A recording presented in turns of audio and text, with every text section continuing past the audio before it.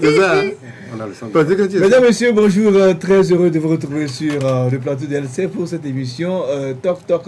Nous sommes au dernier rendez-vous de la semaine et nous recevons ce matin en studio deux confrères comme d'habitude. Le premier, hein, vous le connaissez, Carlos.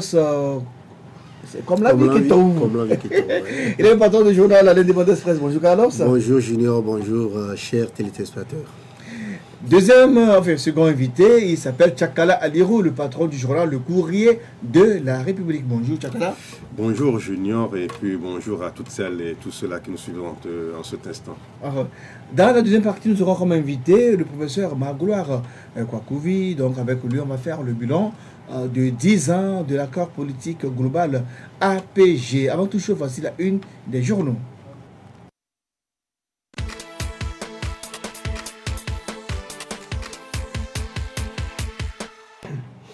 La une des journaux de ce vendredi donc dans les kiosques, la une des journaux. Nous démarrons par le journal L'Alternative.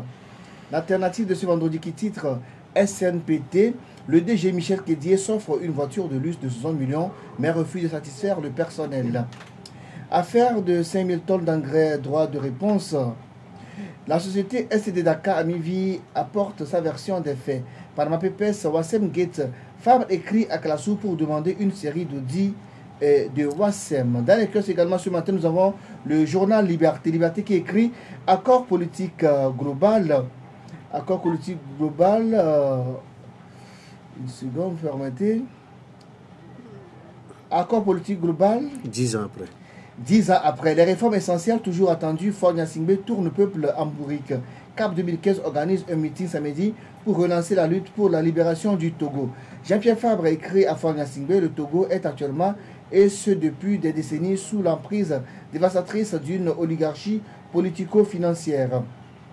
La photographie de l'analogique au numérique, un métier de changement et des histoires mémorables.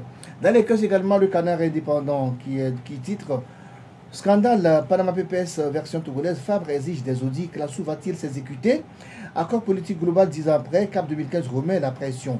Dossier Alberto Olympio vs Coris Management, cabale politique ou simple affaire commerciale. Fraternité est dans les kiosques, prix du gaz butane au Togo et les ODD quand le gouvernement encourage la déforestation. Wassem Gate, qui est Barabbas, qui est Jésus et qui est Ponce Pilate dans cette histoire. Allemagne, le programme d'accueil de migrants touché par un scandale. Économie et développement, titre Israël, le retour en Afrique et le Togo de retour en Israël. La filière soja, un secteur porteur de croissance. Économie, donc la filière soja, un secteur porteur donc, de croissance. Également dans les kiosques de la symphonie qui titre aboutissement de la cabale annoncée, suspension du juge sans vie, une décision incongrue qui ridiculise le CSM et réduit à néant les efforts de Faure Gnassingbé à moderniser la justice.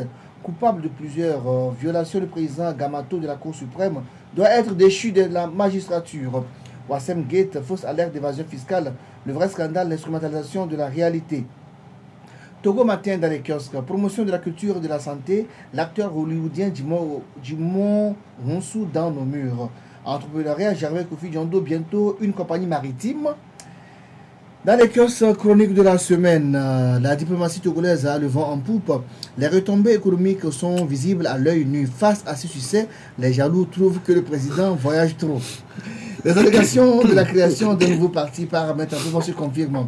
Les militants du CAR se réclament de son bord, lui demandent de passer à l'action. Flambeau des démocrates, titre problématique de l'impopularité de certains ministres autour de Faure Gnassingbé, préjudice au mandat social. CHU Sylvanus Olympio, les patients de la pédiatrie dans la hantise permanente de la mort. La position contiguë de la morgue à la pédiatrie pose un sérieux problème. Eh bien, ce tour, on va revenir en studio, donc on va avoir le jingle pour démarrer donc la première partie de l'émission.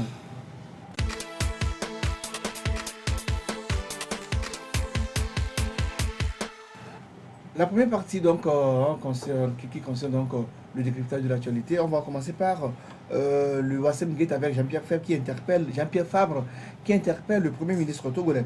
Dans un courrier qu'il a adressé au chef du gouvernement avec ampliation au président de la République, le chef du fil de l'opposition Jean-Pierre Fabre demande, je cite, de diligenter une enquête indépendante sur les opérations offshore de la société Wassem révélées par la presse, de commettre un audit institutionnel destiné à clarifier le statut juridique et légal de Wassem au Togo, d'engager un audit comptable et fiscal de la société Wassem permettant de procéder à un redressement fiscal conséquent et de commander un audit de la zone franche permettant une évaluation générale des conditions dans lesquelles le statut de zone franche est effectivement accordé, et j'en passe.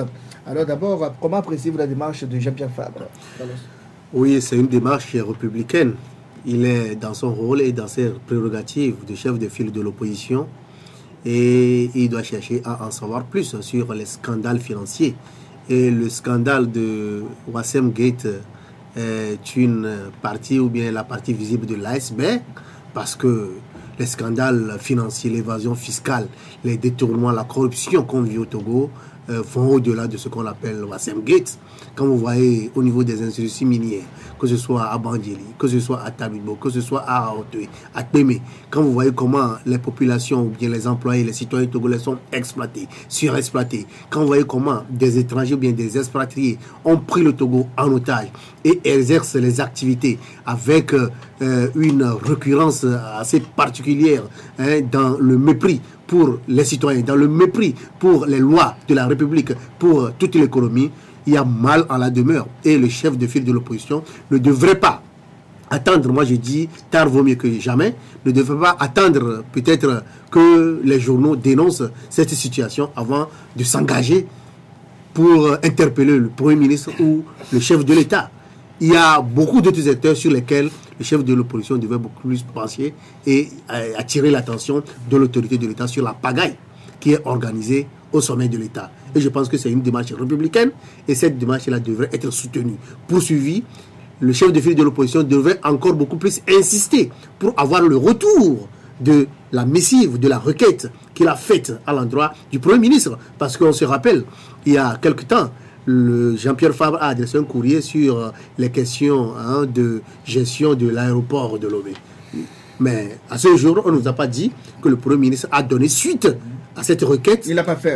Pourquoi il ne l'a pas fait? Oui. Et certains confrères disent que le Premier ministre n'est pas comptable devant le chef de l'opposition. Non, on ne peut pas dire le Premier ministre. Et c'est seulement le chef d'État qui doit rendre compte. Enfin, selon ce que si le Premier ministre, il est le chef du gouvernement. Et si il y a une situation qui interpelle des ministres du gouvernement, des responsables au niveau des conseils d'administration, mais je pense que le Premier ministre a le droit de répondre. Mais s'il ne peut pas répondre, étant donné que c'est lui qui est la personnalité politique et qui est interpellé dans ce dossier, eh bien, il n'a qu'à dire que, bon voilà, donner des consignes pour que celui qui devait répondre, la personne compétente, devant répondre à cette requête-là, que cette personne réponde. Ça, c'est pour assurer le devoir républicain du contrôle de l'action de l'État. L'Assemblée nationale devrait déjà interpeller un certain nombre de personnes sur la question, mais on n'a pas cette habitude au Togo de pouvoir clarifier les choses. On n'a pas ces réflexes parce que tous ceux qui sont impliqués dans des scandales, dans des dossiers du genre où il y a des malversations, il y a des détournements, sont toujours ceux-là qui doivent juger. C'est eux qui sont les mieux placés. Donc ils ne peuvent pas scier la branche sur laquelle eux-mêmes ils sont assis. C'est pourquoi on reste dans une léthargie qui frise aujourd'hui totalement l'opacité dans la gestion des affaires de l'État. Alors, on a vu, Tchakala, le retour récemment, le chef de file de l'opposition avait saisi le Premier ministre concernant le cas de l'aéroport avec les actionnaires, c'était que ce même ministre au gouvernement actuellement. Et depuis, on n'a pas eu de suite. Est-ce que vous pensez que cette nouvelle tentative, cette nouvelle saisie, donc, ou bien interpellation, du chef de file de l'opposition à l'endroit du chef de gouvernement aura un écho favorable? Est-ce qu'il y aura une suite, il y aura un retour? Non, mais le chef de file de l'opposition, Jean-Pierre Fabre, c'est que quiconque le sort qui sera réservé à sa correspondance, il ne faudrait pas qu'il se leurre là-dessus. Si au cours d'un premier essai, il s'était donné cette peine-là de demander des comptes et que ces comptes-là ne lui ont pas été donnés, qu'il se rassure que cette fois-ci, ça serait la même chose. Mais je suis un peu peiné que toutes les fois, ce soit la même chose.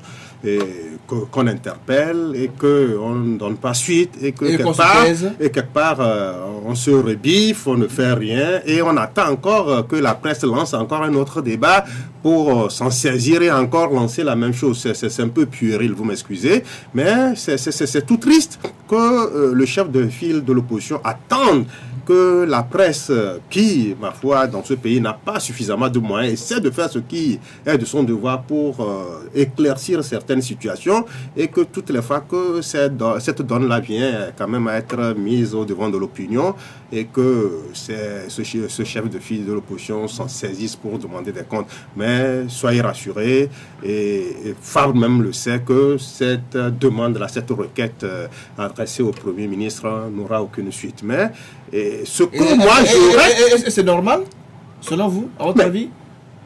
Ça me semble un peu triste que depuis là, le gouvernement ne se soit pas prononcé sur le Wassem Gate quand même, qui a alimenté le débat pendant plusieurs semaines.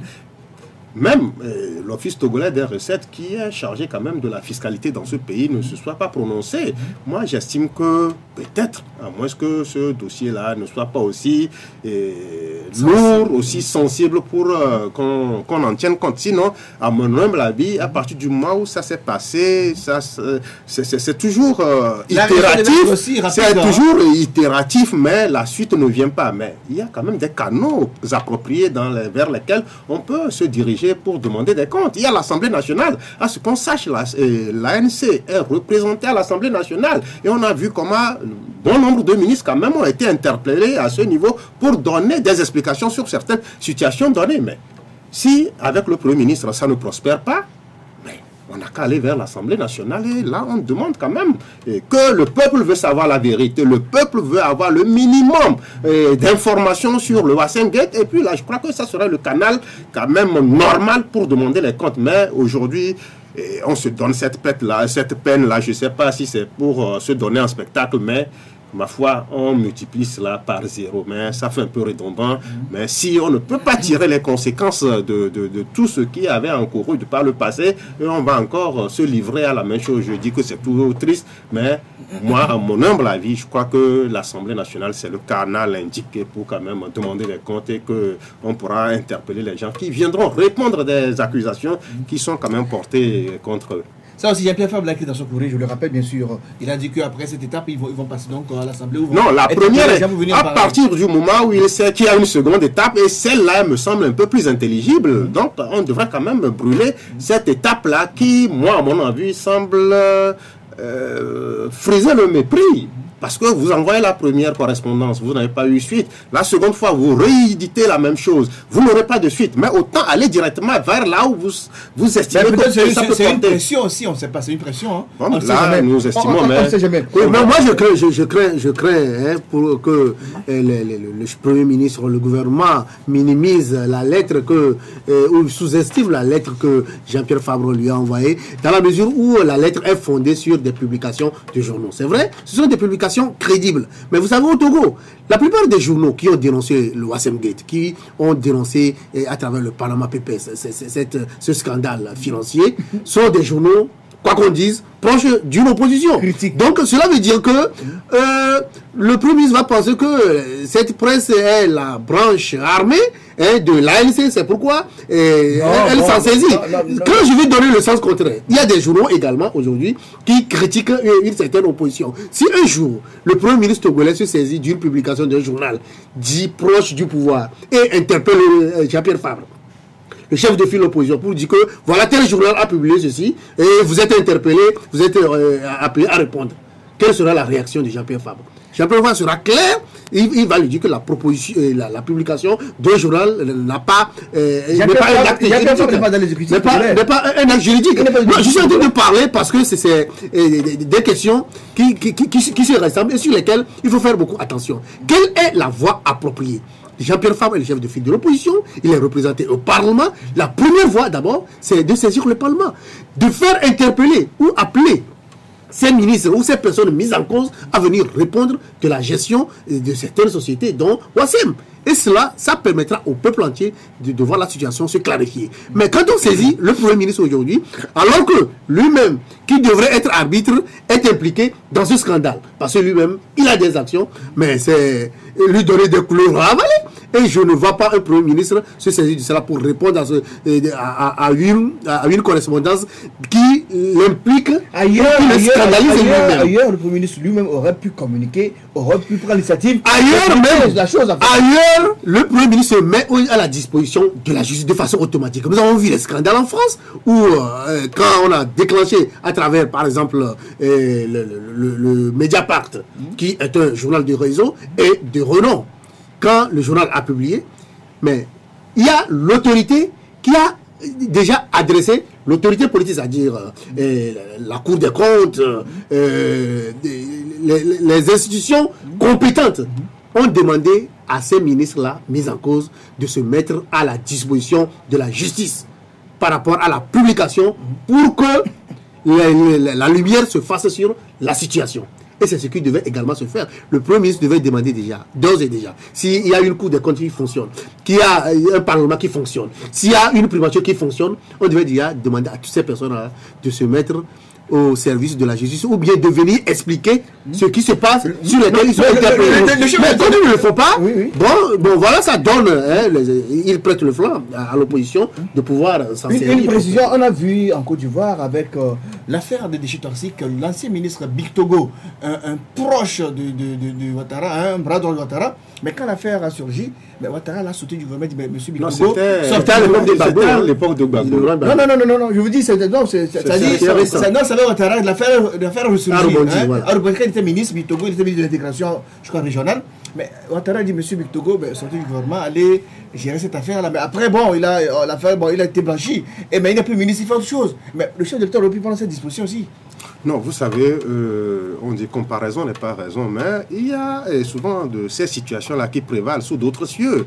Quand vous prenez l'actuel Premier ministre français qui a dû louer un Fouquet pour aller suivre une finale en Espagne, vous voyez un peu, oui, les gens avaient donné le ton, mais le Premier ministre n'avait pas démissionné. Mais là, il s'est expliqué et il a payé le coût de la location de l'aéronef et puis c'était mais c'est le coiffeur du président Hollande qui était à presque 9 000 et quelques euros, quand une certaine presse s'était saisie pour dire que, tiens, ce coiffeur-là est bougrement bien payé, bien rémunéré, mais même la dernière fois, au 14 juillet, je crois que ça a été même un sujet. Et donc la presse s'était saisie pour demander ce qu'il en était au président de la République de France, François Hollande, qui s'est expliqué sur les neufs, sur la rémunération de son coiffeur. Donc je crois que le fait de ne pas aussi s'expliquer, donner des avis, je crois que depuis que cette histoire de Wassem Gate a commencé dans notre pays,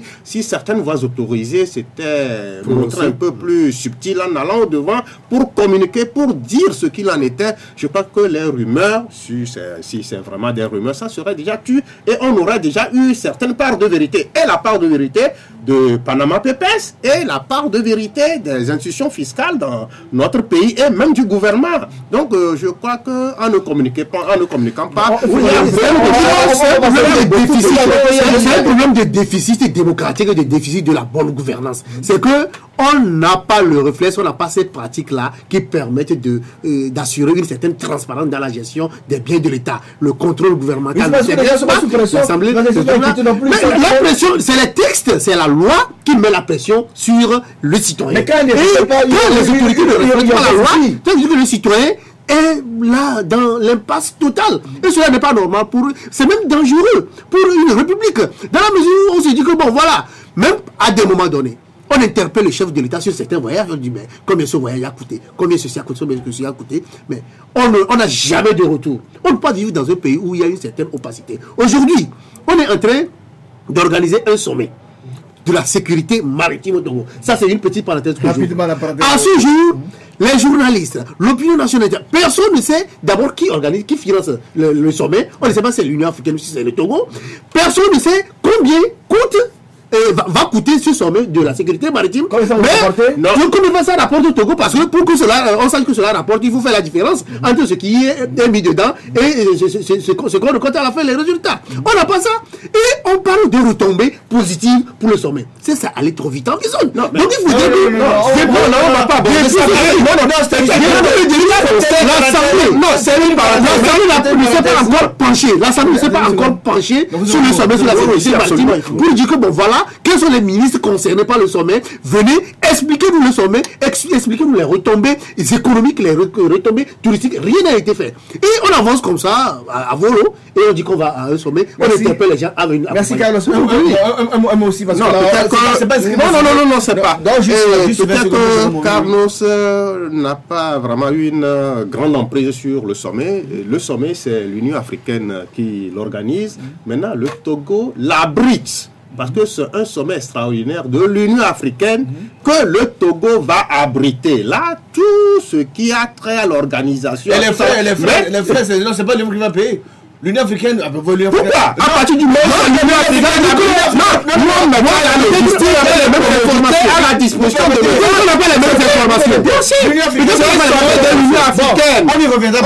Absolument, il faut qu'on y revienne pour éclairer la lanterne des gens. L'Union africaine est même financée par l'Union européenne. C'est juste une parenthèse. Absolument, peut-être qu'ils ont le financement. Peut-être qu'on n'a pas les mêmes informations. Mais si c'est le Togo qui veut abriter, le Togo va organiser. Donc le Togo n'a il faut qu'on évolue. Il y a des sujets abordés encore. Quand on va revenir, il faudra absolument qu'on on a des sujets abordés, je vous le rappelle. Alors, crise à l'Université de Lomé. Donc, l'Université de Lomé traverse une nouvelle crise depuis quelques jours. Une crise née de nouvelles mesures prises par la présidence de l'université pour améliorer les choses. Mais les étudiants qui sont les premiers concernés s'y opposent et disent non à ces réformes. Tchakalalio? Oui, et je crois que nous n'allons pas toujours nous inscrire dans cette dynamique du refus systématique de certaines choses. C'est vrai, sur le même plateau, on avait dit que non, les étudiants, c'est quand même une certaine élite, c'est ceux-là qui seront appelés à gérer le pays demain. C'est le milieu où on utilise le cerveau et non les muscles.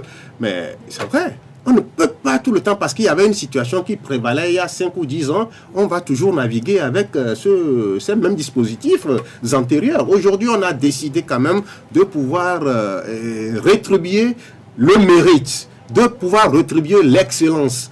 Donc, il faudrait quand même que les étudiants comprennent qu'il faut aussi qu'ils se conforment à ces nouvelles dispositions qui sont prises. C'est vrai, parce qu'on ne peut pas, celui-là qui a eu son bac peut-être à 30 ans ou à 26 ans, il y en a, et qui peut-être peine à valider tous ces crédits-là, soit mis au même niveau que celui-là qui a peut-être 20 ans, qui a eu son bac avec une certaine mention et qui est arrivé à valider. Il faudrait quand même que ceux-là qui ont des prédispositions, et il faudrait qu'on essaie de voir ceux-là qui sont venus effectivement pour fréquenter, pour donner le meilleur d'eux-mêmes, pour réussir leurs études, que ces gens-là aussi soient pris en compte. Quand on sait qu'il n'y a pas suffisamment de ressources pour ça, donc on ne peut pas aujourd'hui faire l'apologie de la médiocrité, donner les mêmes choses à ceux-là qui ne le méritent pas. Donc, mais ce que nous devons déplorer, c'est le fait qu'on leur impose ça. Il n'y a pas eu de préalable de discussion. On devrait leur donner peut-être 1 an de moratoire par rapport à ces nouvelles décisions qui ont été prises. Là, ils savent que non, tous ceux-là qui auront le bac 2017 sont préparés à faire face à ces nouvelles dispositions qui ont été prises par les autorités rectorales et le ministère de l'Enseignement supérieur. Mais le fait que ce soit fait comme c'est un diktat qu'on impose aux étudiants, c'est ce qu'ils sont en train de contester. Sinon, la chose en elle-même, moi, je valide ça. Je veux quand même qu'on Aujourd'hui, à notre temps, on avait l'aide, 120 000 francs sur le bac de bourse, et ça permettait de gérer les photocopies, les petits trucs. Aujourd'hui, ces aides seront suspendues. Et ce serait dur pour quelqu'un qui vient de Saint-Cassé, de Niamassila, venir à Lomé qui n'a pas de parents.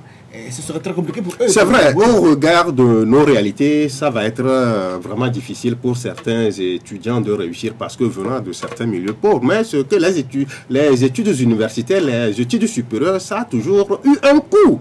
ça a toujours eu un coût. Ou soit vous avez les moyens vous-même et vous réussissez vos études, ou soit vous n'en avez pas et vous vous arrêtez. Donc, l'État doit-il toujours continuer à jouer à cette œuvre de bienfaisance pour permettre, là, il faudrait aussi que le débat s'ouvre dans ce sens. Mais moi, je suis d'avis avec les autorités universitaires que non, aujourd'hui, il va falloir quand même que l'excellence, il va falloir que le mérite soit reconnu à ces étudiants-là qui, quand même, ça donne à fond pour peut-être arriver à réussir comme il se doit leurs études. Donc, mais il ne faudrait pas qu'on mette tout le monde dans le même panier. Ceux-là qui peut-être sont venus pour faire carrière à l'université, il y en a.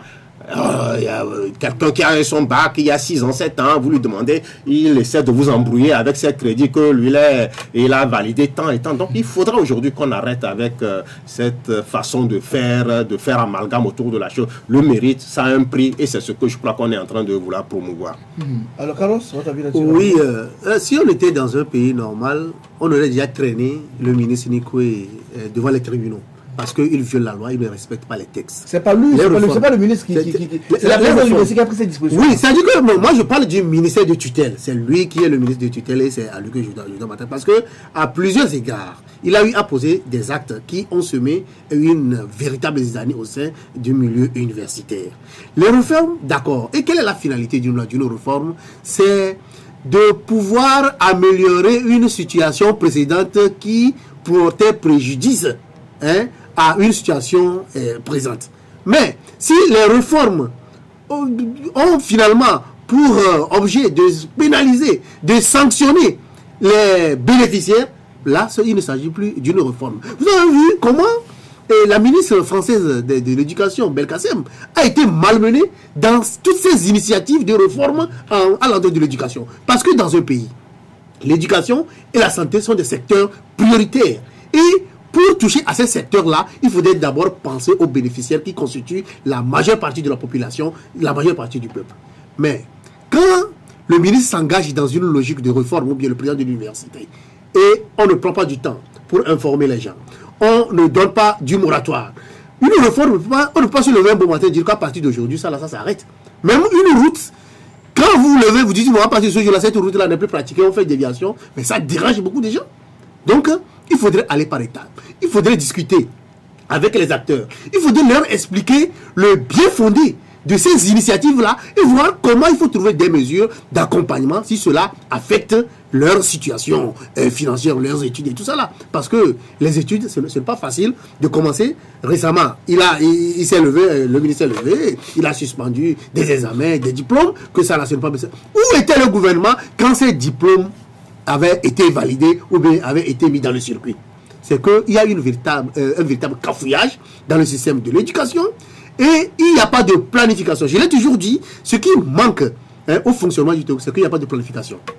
On ne sait pas que dans 5 ans, voilà comment sera l'université, comment seront les réformes au niveau de l'université. Ils ne le savent pas. Donc, à tout moment, quand un ministre vient sur saut d'humeur, il peut se lever et dire que bon voilà, je fais cette demande, j'impose ceci, j'impose cela, et ça crée des préjudices aux étudiants et à toute la communauté. Oui. Donc il faudrait que les autorités respectent d'abord les tests, engagent des réformes dans une logique légale et trouvent des moyens d'accompagnement quand il y a des réformes qui pénalisent les acteurs. Allez.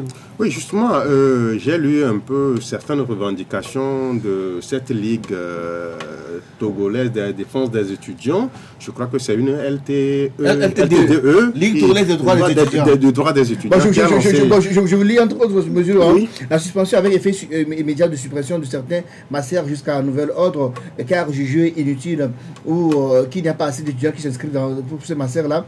Et la nouvelle politique d'attribution des bourses en se basant sur les performances académiques, suppression des aides et autres. Et la LTDE, Ligue togolaise des droits des étudiants, donc c'est elle qui donc se met à l'avant-garde de la contestation aujourd'hui. La LTDE décrit les conditions dans lesquels les cours se déroulent. Infrastructure vétus, amphithéâtre inadéquat, on programme 1500 étudiants dans un amphi de 600 places par exemple, ce qui oblige certains sur les cours depuis le cours debout, l'absence de la sono dans les amphis ou encore... On dirait qu'on est encore dans les années 96 où nous étions étudiants depuis ce que je dis. Le problème persiste, quoi. Oui, et malheureusement, nous aussi, nous avions évolué dans les mêmes conditions et nous sommes tout émus quand même que ces conditions, il n'y a pas eu d'amélioration. Voilà, c'est grave. Et c'est tout triste. Je suis d'accord quand on demande des améliorations par rapport un peu aux amphis, par rapport un peu à la logistique, les tables des étudiants qui se mettent sur les claustras, qui se mettent à même le sol avec des parpaings pour il n'y a même pas de sonorisation au niveau de certains grands amphis. Là, ça écoeure. Ça éclaire. Quand on voit un peu ce que nos cités universitaires sont devenues, il n'y a même pas d'eau, il n'y a même pas de matelas sur les choses. Là, je crois que c'est des revendications légitimes et n'importe qui peut les appuyer dans cette dynamique. Mais dire qu'il ne faudrait pas qu'on attribue les aides ou bien les bourses sur la base de mérite, là, je dis, mais là, je tombe des murs. Il faut le mérite à quand même son prix. Le mérite a son prix. Un étudiant, l'excellence a son prix. Un étudiant qui se décarcasse dans les mêmes conditions que ces étudiants-là qui disent non et qui réussissent. Mais il faudrait quand même qu'on incite cela. Sur le principe de mérite, tout simplement parce qu'il y a des véritables problèmes. Oui. Vous savez qu'au niveau de la direction des bourses et stages, il y a certains décideurs, certaines personnes là-bas qui donnent peut-être les bourses ou bien les aides sur humain parce que c'est un parent, c'est un ami, tout ça là. Il y a ce problème qui persiste. Vous savez, sur une question sur laquelle j'ai investigué la dernière fois, je suis allé à la direction des bourses et stages. Un enfant a eu 17 de moyenne au bac. Donc, automatiquement, il devait bénéficier d'une bourse étrangère. Son dossier a été camouflé, recalé. Et moi, je suis allé me renseigner sur la façon dont le diplôme, les bourses sont attribuées. Ben, je n'avais pas satisfaction chez la secrétaire et son compagnon qui était au secrétariat. Je lui demande à voir le ministre. La secrétaire me dit que est-ce que je sais que dans certaines bourses ou bien le directeur des bourses et stages, la secrétaire me dit que est-ce que je sais que dans certaines directions, la secrétaire est plus puissante que le DG. Elle m'a sorti ça. Comment ça? Elle m'a sorti, c'est que même si je vois le DG, le directeur général des bourses de stage, lui ne pourra pas me trouver une solution, mais elle autre, elle pourrait me trouver une solution. Elle m'a dit ça. Et après, j'ai rappelé. Je lui ai dit que c'est à moi que vous avez dit ça la dernière fois et que j'aimerais parler au directeur général. Elle m'a raccroché au nez. Voilà comment fonctionne l'administration. Elle est plus puissante que la direction. Apparemment, selon ce qu'elle dit, elle est plus puissante que son directeur général. Donc voilà comment elle fonctionne. Elle me dit, en plus, que si c'est pour le cas de cet élément-là, de ne pas m'inquiéter, il ne sera pas oublié. Comme si c'est elle qui décide. C'est elle qui j'ai les dossiers de bourse. Donc, il y a de ces situations d'injustice-là qui font sortir des gros certains étudiants qui pensent que même s'ils le méritent, ils ne pourront pas bénéficier de cela. Donc il faut passer par la méthode de pression. Vous permettez qu'on dise un mot sur la crise au CAR qui libération, le dénouement, c'est pour bientôt parce qu'on a appris que certains militants du CAR sont revenus la fois dernière au centre de Baie. Donc ils ont conseillé à leur champion, au président actuel de quitter l'actuel parti de création de nouveau parti. C'est vrai d'abord, je ne sais pas si vous avez l'info. Oui, on l'a vu. Il y a près de 500 militants proches de Maître Apevon se sont réunis et puis on demandait à Apevon mais pourquoi il continue de traîner cette histoire-là avec le CAR. Il n'a qu'à donner sa démission, quitter le navire et puis créer son parti. Eux, ils sont là pour prêts à adhérer à son parti. Ça veut dire qu'au niveau du CAR aujourd'hui, on va assister à la même situation que l'UFC. Que l'UFC. Et bon, on va lui laisser ce que les gens appellent déjà la coquille vide, parce que dans la plupart des fédérations, il a des vice-présidents, il a des secrétaires, et puis il a des activistes qui ne sont pas principalement les vrais acteurs, les principaux, qui jouent le premier rôle. Donc il a réussi à piocher dans tout cela. Mais c'est que au niveau du CAR, c'est regrettable, le divorce est consommé. Que peut faire le CAR aujourd'hui avec, sans Maître Apevon, qui a un grand nombre de militants? Que peut faire Agbebo aujourd'hui au niveau du CAR avec le reste des militants qui sont là? Il a son auto natal, moi. Il est sûr qu'il va avoir les choses. Je n'aime pas la même lecture de la chose. Rapidement, parce qu'il va falloir que nous essayons de revoir certains. Juste une minute. De revoir peut-être que, au même titre que Carlos, je vais peut-être prendre 1 minute 30. Et on n'a pas les mêmes paramètres. Si aujourd'hui, cette crise-là que le maître Agbebo avait qualifiée de crise domestique était une crise domestique, je crois qu'on aurait trouvé des solutions. Il faut aujourd'hui se rendre compte que celui-là qui veut créer son propre parti n'avait pas son cœur qui battait pour le parti dont il présidait. Il était président depuis des lustres. Il y a eu des trucs qui choquent. Si tant est vrai que Agboibo va hériter d'une coquille vide, là on attend. Il va créer son parti et peut-être Agboibo, ou bien ce que décidera le Congrès, Agboibo va garder son cœur et on verra un peu ce qu'il prévaudra sur le terrain. Sinon, il serait trop vite. Et ça serait vraiment. On a toujours dit ça. On a dit que Fabre représente quoi? Fabre n'a pas dit la popularité. Mais quand Fabre a créé l'ANC, il a pris tout lui. Il faut voir. Le cas, c'est pas l'INC ou l'ANC. C'est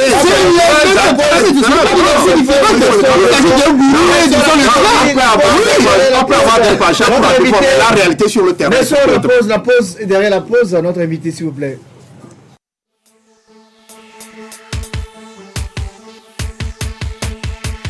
Suivez tous les lundis, mercredis et vendredis votre émission Toc Toc. Toc Toc passe au crible les grands sujets de l'heure et développe des thématiques sur le plan social, politique, économique, sportif et culturel. En studio pour en débattre des journalistes et des experts. Rediffusion la nuit à 22h30.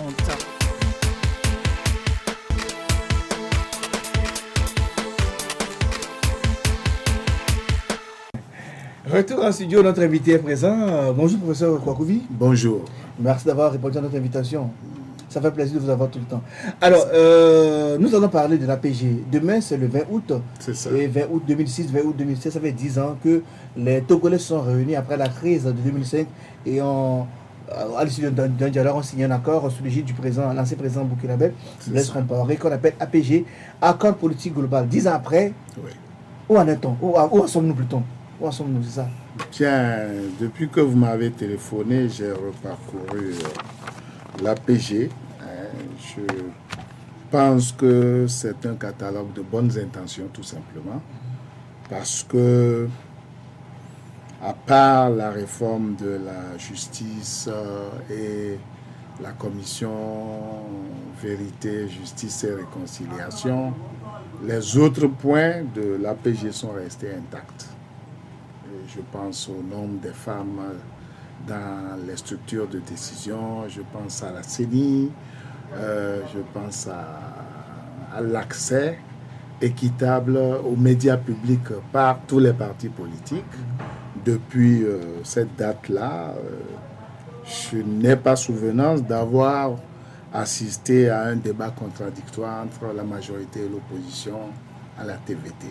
Donc, on a assisté à certains débats. Hein? Je considère ça comme un catalogue de bonnes intentions. Et j'avais trouvé curieux que le pays avait une sorte de baraka. C'est vrai qu'on l'a mis en quarantaine après les tueries de Fréau Jardin, mais et l'Union européenne et la CEDEAO, qui était partie prenante de l'APG, n'ont pas exigé le comité de suivi. On a prévu un comité de suivi, on ne l'a jamais vu. On l'a vu, le CPDC, c'est ça? Non, c'est pas ça. C'est un autre carrément. Je n'ai plus ma tête à cause de l'âge, mais on peut voir. On peut avancer peut-être Oui. Bon, je veux dire que la clémence de l'Union européenne et de la CEDEAO sont pour quelque chose dans le marasme du pays. Parce que la clémence ou la complicité, vous voulez dire en quelque sorte? Complicité, ce serait trop méchant. Je dis clémence tout simplement parce que... clémence ou complaisance? Complaisance, oui, c'est des synonymes. Donc, ce comité de suivi-là n'a pas été mis en place, tout comme celui de la CVJR. La CVJR aussi a prévu un comité de suivi, avec un commissaire, voilà, j'ai mis un signe à côté. Comité de suivi composé d'un représentant de chaque composante au dialogue, c'est-à-dire les membres des partis politiques, les représentants du facilitateur, qui par moment a perdu son fauteuil, de l'Union européenne, de la Commission économique des États de l'Afrique de l'Ouest.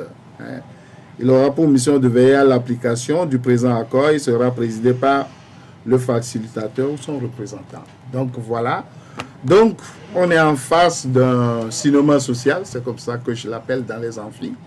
On décide des choses, on ne les suit pas, et puis bon, la vie continue. Donc le comité avait eu à travailler un peu juste après l'accord, ils sont revenus à Ouaga, où ils ont tranché sur le truc de mode scrutin lors des législatives de 2007, où ils ont choisi le mode proportionnel, je me rappelle bien. Oui, l'accord prévoyait ce mode de scrutin où l'uninominal a 2 tours. Bon, vous savez ce que l'uninominal a 2 tours est devenu. Donc, voilà. C'est comme ça. Donc, face à l'échec, professeur Kwakouvi, oui. Donc, vous êtes fatigué de dire la même chose tout le temps et qu'on n'exécute pas. Ça veut dire que bon, le Togo peut avancer comme ça dans refus de respect des... La seule consolation actuelle, c'est qu'on construit des routes. Et sans console au moins. Mais ça ne figure pas. Ça n'a pas avec la PG. Ça ne fait rien. C'est les mêmes gouvernants. Parce qu'il y en a qui disent que nous payons tout en noir tout le temps. C'est pour répondre à sa question. Ce n'est pas du pessimisme, ce n'est pas de la fatalité. L'essentiel était prévu ici. On ne l'a pas fait. Bon, maintenant... à qui la faute? Nous ne disposons d'aucun moyen pour contraindre ce pouvoir quinquagénaire à faire quoi que ce soit. Oui, professeur, je crois que l'euphorie était grande au lendemain de la signature de cet accord. Oui. C'est comme le Togo vivait sa renaissance. Oui. Et s'il était prévu un gouvernement d'union qui devrait quand même faire aboutir. Oui. S'il vous était demandé de trouver le péché originel qui a créé ce cafouillage d'après la signature, que diriez-vous? Non, moi j'ai mon idée arrêtée depuis longtemps. C'est que nous sommes dans un pays où des revanchards sur l'époque coloniale sont en train d'amasser des milliards en prenant prétexte de l'État tout simplement. C'est un constat d'analyse. Parce que dans mon département, j'avais à charge et comme domaine de recherche la philosophie morale et politique. Donc, je ne vais pas vous faire un cours là-dessus. Mais je dis que si ce pouvoir a duré aussi longtemps, ça a permis à des gens d'engranger des milliards, soit sur le compte de leur ethnie, soit sur le compte de l'État, soit sur le compte de ceci. On fera les statistiques un jour. Vous verrez que certains, depuis qu'ils avaient les cheveux noirs, ils ont été soit ministres ou députés jusqu'aux cheveux blancs. Et c'est pour eux qu'on veut créer un Sénat, une sorte de sinécure, pour que la fête continue de plus belle. Ça veut dire que, monsieur Kwakouvi, je tiens de vous cette expression, la dictature comprador. Quand vous étiez en première année d'université, c'est ça. Vous nous enseignez la philosophie politique, vous dites la dictature comprador, oui. Et vous pensez que nous sommes toujours dans une situation de dictature comprador au Togo? Parce qu'on ne respecte rien. En général, lorsque moi je parle, il y a de la suite dans mes idées. Le pays est déclaré pays pauvre très endetté, mais ce pays pauvre très endetté a sécrété plus d'une quarantaine de milliardaires. Il faudrait qu'on m'explique comment ça se passe. Et quand c'est comme ça dans les pays développés, il y a ce qu'on appelle l'impôt sur la fortune. Ça n'existe pas en Afrique, etc. Donc, ce n'est pas du pessimisme, c'est juste un constat d'analyste qui suit la vie de son pays. Mais ce sont des fortunes qui n'ont pas été déclarées. Aujourd'hui, on n'a pas la preuve que telle personne a 40 milliards sur son compte. Il n'y a pas de compte, il n'y a pas de traçabilité. Il y a des biens immobiliers, d'accord, mais... C'est le système qui est comme ça. Je vous donne un seul exemple. Tous ceux qui ont construit et loué des maisons devraient payer un mois de loyer comme taxe à l'État. Je donne mon oreille droite à couper. Si vous faites... Dans les conditions normales. Non, la loi, c'est une loi togolaise, ce n'est pas une loi française. Même si elle a été copiée sur une loi française, c'est que je ne pense pas que l'OTR a dans ses fichiers déjà... L'OTR avait voulu le faire, mais c'est rapidement parce que les réactions étaient vives. Non, c'est la taxe sur habitation. Ça. Je parle de ceux qui ont 4, 5, 6 maisons qu'ils ont louées quelquefois à l'État et qui reçoivent un an de loyer qui leur permet de reconstruire une autre maison à louer à l'État, etc. Ça, c'est... je ne veux citer personne parce que ça se termine au tribunal. Donc, Là, Professeur, oui. 10 ans après, faut-il oublier l'APG pour reprendre tout à zéro, reprendre quelque chose? Non, après l'APG, il y a eu des tas d'accords. Hein. Il y a eu plus d'une vingtaine de réunions pour améliorer le sort du Togo qui se sont terminées en queue de poisson, y compris les 22 engagements. Donc c'est pour ça que je parlais de la clémence de l'Union européenne, de la CEDEAO, de l'UEMOA et tout ça, et même de l'Union africaine. Donc vous pensez que les partenaires devraient mettre un peu plus de pression mais sur bien le sûr, pouvoir? bien sûr. Mais ils interpellent le gouvernement chef avec des courriers et c'est pas bizarre. Oh, ils sont copains la nuit. Il faut pas. Moi, je n'ai pas l'âge des collégiens. Hein. On ne me raconte pas des histoires. Après le coup d'État de 63, il y a eu des comités de réconciliation. Après 67, la conférence, tout ça, on se promet des choses qu'on ne respecte jamais. Donc, je ne sais pas d'où vient cette baraka-là. C'est comme ça que je l'avais appelé dans un article. Je ne sais pas d'où ça vient, mais le pays continue en toute impunité. Vous volez ici, on vous nomme en un meilleur endroit où vous pouvez voler encore, etc. etc. Oui, mais la communauté internationale ne peut quand même pas venir mettre la pression sur le Togo. Le Togo est un État indépendant et il y a le principe de l'ingérence. Comment vous expliquer que on vient constater un fichier pollué et puis après on dit que bon, le fichier est pollué, mais on va y aller quand même. Mais puis les acteurs sont entendus autour du fichier. Mais bien sûr, tout ça. Moi, je n'incrimine personne. Et l'opposition et la majorité qui est à la base de ce fichier pollué là, tout le monde fait que le Togo a un marasme qui ne s'améliore jamais. C'est tout. Et la solution, vous pensez que avant les prochaines élections, il faudrait que les réformes se fassent sur la base de l'APG? Et s'il n'y a pas de réforme, l'opposition peut décider de ne pas aller aux élections? Bon, lorsque l'opposition décide de ne pas aller aux élections, on dit que la politique de chaises vides n'arrange pas le pays. Hein? Lorsqu'on a modifié la Constitution et que l'opposition a créé, on a dit que non, que c'est parce qu'il n'était pas là que on a modifié la Constitution. Mais est-ce que l'opposition était à l'Assemblée lorsque l'Assemblée, la majorité a rejeté le projet de loi du gouvernement? L'opposition était en vacances?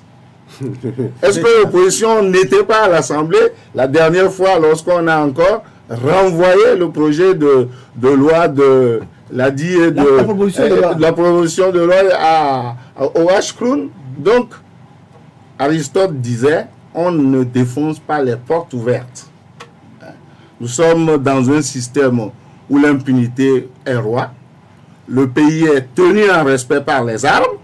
Et puis, bon, les gens font ce qu'ils font, ce qu'ils veulent de notre destin, de nos vies. Ça veut dire que l'opposition aussi a sa part de responsabilité. Bien sûr, l'opposition, si vous avez bonne souvenance, M. Degli et moi étions partis voir l'opposition pour qu'ils acceptent au moins que Sonia Sebé soit candidat, pas un mandat. Il ne faut pas confondre les choses. Ils ont dit que non, qu'ils sont un parti politique, etc. Donc, lorsque vous avez des gens qui ont de la science infuse ainsi, vous ne vous cassez pas la tête. Hein? Oui, professeur. Aujourd'hui, si on vous demandait de pondre quelque chose qui relancerait le pays, qu'est-ce que vous proposeriez? Moi, je suis Saint Thomas. Hein? Le gouvernement dit qu'il est pour les réformes. L'opposition dit qu'elle est pour les réformes. Moi, j'entends les réformes. Parce que si j'avais voulu faire de la politique, je n'aurais pas mis l'accent sur ma carrière d'enseignant jusqu'à la retraite. C'est comme ça. Mais justement, le chef de l'État parlait de vous en Allemagne. Vous, les intellectuels, les universitaires, c'est vous qui devez dénouer la situation. Surtout en ce qui concerne la limitation des mandats. Je vous dis tout simplement que le gouvernement a ses intellectuels et ses universitaires. Pourquoi? Je ne suis pas sur cette liste-là. Ah oui, c'est vrai. Vous m'avez vu jamais vous n'avez jamais été invité à vous pencher sur... Mais le H-Kroun, votre structure, votre structure, le Conseil Justice et Paix, a été invité, on a vu bien sûr, l'abbé... C'est l'abbé Samy, c'est la nationale. Vous parlez d'universitaire. Il ne faut pas confondre universitaire et intellectuel. Je l'ai toujours dit. Ceux qui ont suivi le cours sur le campus savent que l'intellectuel met son intelligence au service de la justice, de la vérité et de la paix. Est-ce que c'est cela que vous voyez chez tous les universitaires, Togolais qui font du franc CFA. En appelant ça apporter leur pierre à la construction du pays. Il faut du franc CFA. Comment fais-tu du franc CFA? Ils sont. Mais je vous le dis en moins d'une minute. Les députés sont à 750 000, les ministres sont à plus d'1 million, le premier ministre est à 2 millions, etc. C'est pas faire du franc CFA, ça? Non, Ou bien le premier ministre actuel n'est pas un professeur de géographie, climatologue de formation. Et qu'est-ce qu'il a changé dans le climat togolais depuis qu'il est là? C'est Dieu qui Mais le climat, c'est la nature. Il peut rien Non. Vous semblez oublier que les feux de brousse, les coupures d'arbres agissent sur le climat. C'est ce qu'on appelle l'écologie scientifique. Hein? On ne peut pas se prévoir de cette étiquette-là d'universitaire ou d'intellectuel et gérer des pays comme des pâturages. Alors, on en revenant à la PG, je veux qu'on s'entoure. Oui, la PG a prévu, par exemple, un quota de femmes dans les instances de décision. On a essayé en 2013, au moins il y a quelques femmes, c'est vrai que le nombre était respecté. C'est un crescendo. Quelques femmes, c'est 50-50. Lorsque Hollande est arrivé en France, c'est 15 ministres hommes, 15 ministres femmes. Kagame, lui, au Rwanda, bon, beaucoup déjà admirent le Rwanda, mais je me demande si on n'avait pas tué les hommes pendant leur génocide, vous auriez tant de femmes dans les instances. Hein. J'ai l'impression que les Africains survolent les problèmes. Hein. Depuis que le Rwanda est Rwanda, il n'y avait pas de femmes. Professeur, le quota de 50-50 dont vous faites allusion, il faudra que ça ne se décrète pas. Il ne faudrait pas que cela ait l'air d'une faveur qu'on accorde aux femmes. Obligé de le faire parce qu'il faut le faire. Il faudra des prédispositions. Il faudrait que ces femmes-là se montrent aussi. Vous ne suivez pas bien les choses. Oui. Les 15 femmes de Roland sont énarques autant que les hommes. Lorsque vous faites des concours de recrutement à votre ENA, c'est l'ENA que ça s'appelle. Oui. Il faudrait faire 50-50 au départ. Comme ça, vous aurez des personnes. Mais à l'arrivée, on n'aura pas 50-50, c'est ça aussi. Ça ne fait rien. Si 10 hommes, 10 garçons, 10 filles, peut-être vous aurez 6 garçons universités, mais peut-être 0 filles. Oui, ça c'est un autre débat que je vous conseille d'instituer un autre jour. Parce que si les filles préfèrent la maternité à leur formation universitaire, c'est pas la faute aux garçons, ni aux hommes. Ça. Et ça, je l'ai dit à l'endroit de toutes celles qui portent des lunettes pour défendre les femmes. Mais ça, c'est un autre débat. Hein. Si les femmes veulent quelque chose, elles l'obtiennent toujours. Moi, je parle en tant qu'homme, de 70 ans. Donc, il ne faut pas raconter des histoires. Mais que faut-il faire, Bernard? Maintenant, on est à 10 ans de la PG. Est-ce qu'on va attendre encore 10 ans avant de mettre ça en application? Tout ce qui est écrit ici a été repris par la CVJR sous 68 recommandations. Avant ça, il y a eu les 22 engagements avec l'Union européenne. En 2004? Voilà, le Togo n'a pas mis en application tous ces 22 engagements, mais on l'a absous quand même de ses péchés originels. Donc, moi, je ne sais pas. Qu'est-ce que moi, je peux faire là-dedans comme citoyen? On fait des propositions pour que ça bouge. Alors, le Hashkroun a fait un travail technique, tout comme la CVJR. Maintenant, il reste la mise en application de ce travail-là. Et qui est le problème aujourd'hui? Qui doit mettre en application? Qui doit ouvrir Ce sont les Togolais. Ceux qui se targuent d'être élus par le peuple et qui travaillent pour eux-mêmes et leurs petits copains du gouvernement, et ceux qui se targuent d'être une opposition traditionnelle ou autre, etc. C'est à eux que revient le destin du Togo. Oui, professeur, nous avons constaté aujourd'hui que vos lignes ont bougé parce qu'avant, vous tiriez à boulet rouge sur le pouvoir. C'est une île qui avait la responsabilité du blocage, mais aujourd'hui... vous critiquez aussi l'opposition. Aujourd'hui, l'opposition aussi est responsable. J'ai expérimenté l'opposition. L'opposition est aussi responsable que le parti politique régnant. C'est tout. Et que faire? Il faut une nouvelle émergence au niveau de l'opposition, de nouveaux acteurs. Bon, les maintenir dans la léthargie. Le Portugal a été tenu en respect par les armes. L'Espagne a été tenue en respect par les armes, etc. Reza Pahlavi, Mobutu, tout cela ont reçu le verdict de l'histoire un jour. Lorsque vous voyez que nous sommes désarmés et que rien n'est possible, il faut faire confiance à l'histoire. L'histoire se charge de régler ces problèmes-là tôt ou tard. Non, mais vous ne ferez pas quand même l'apologie. Je n'ai pas dit à Dieu, j'ai dit à l'histoire. L'histoire, Dieu gère l'histoire aussi. Oui, ça c'est un cours de catéchisme que je ne veux pas faire. Oui.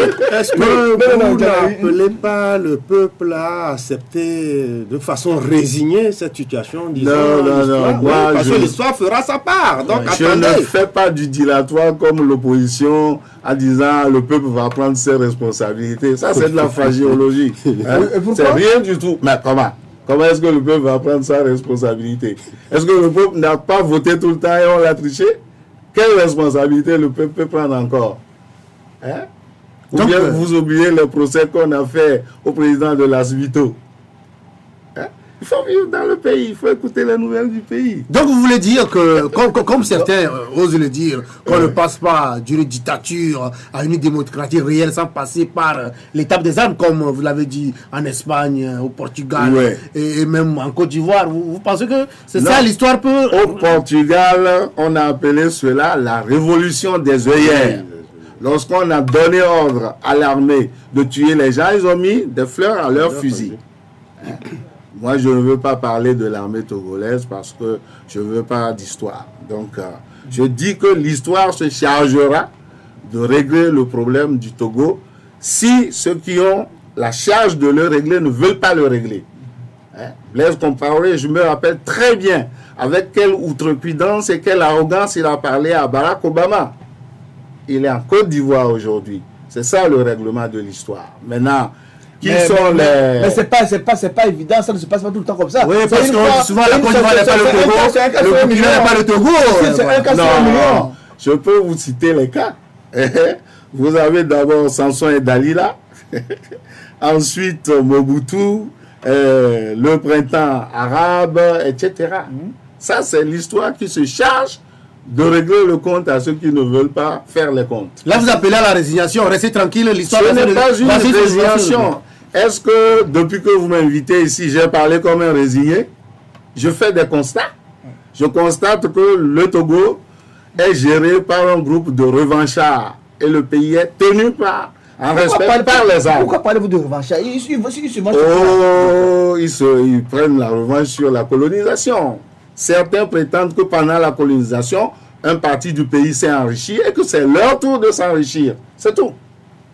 L'histoire contemporaine vous donnera les noms et les chiffres un jour. Moi, je suis comme le griot du village. Je parle seulement. Oui, professeur. Oui. Aujourd'hui, il y a deux camps, quoi qu'on dise, le pouvoir et l'opposition. C'est ça. Et est-ce que vous ne pensez pas que la fébrilité de l'opposition est en train de faire la part belle au pouvoir? Est-ce que c'est une affaire de fébrilité? Je ne crois pas. Vous avez de part et d'autre des universitaires, il ne faut pas l'oublier.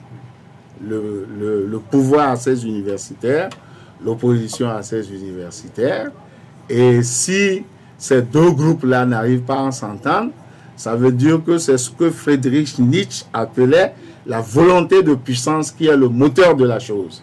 Les intérêts personnels déguisés en intérêts publics et nationaux. C'est tout.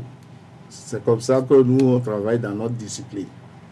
Non, si je parle de fébrilité,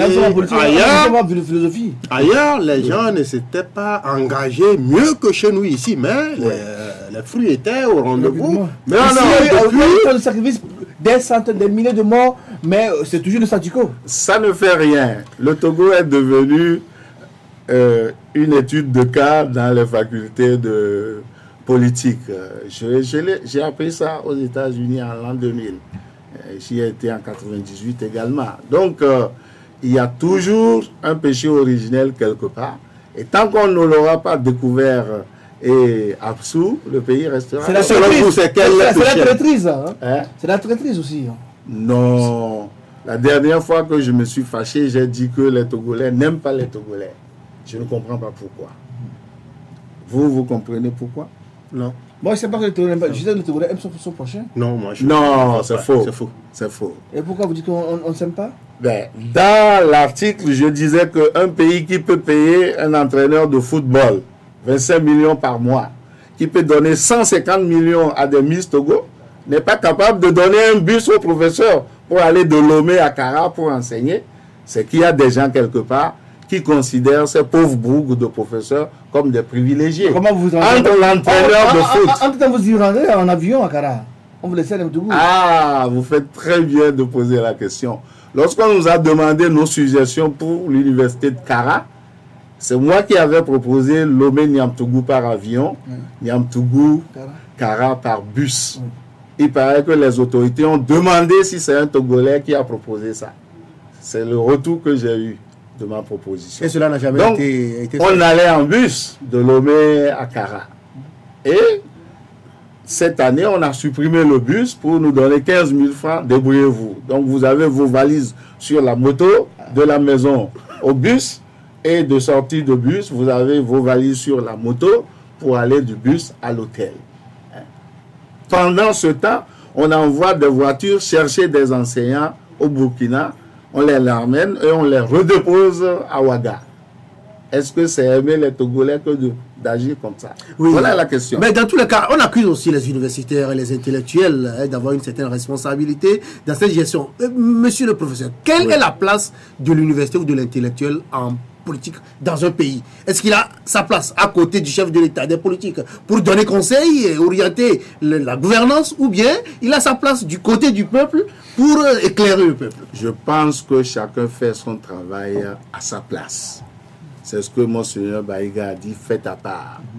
Et le jour où vous interrogerez les étudiants du 5 octobre 1990, ils vous donneront la part de ma part dans leur part. C'est comme ça. Merci professeur Magloire Kokouvi, l'émission tire à sa fin. On vous laisse avancer le mot de fin. Non, je pense que le Togo doit changer de modus vivendi. En Afrique, la parole donnée est sacrée. Lorsqu'on donne sa parole, quelque part, il faut la respecter. C'est tout le mal que je souhaite au Togo. Merci professeur Magloire Kokouvi. Je rappelle qu'il est professeur en de philosophie. À la retraite, depuis 10 ans. Mais le temps en temps, sollicité pour donc intervenir dans les universités du Togo. Merci à Carlos Ketaou de l'Indépendance Presse. Merci à Aliru Chakala du Courrier de la République. Mesdames, messieurs, merci. Bon week-end à vous tous. On se retrouve lundi pour un nouveau numéro. D'ici là, portez-vous bien et à très bientôt.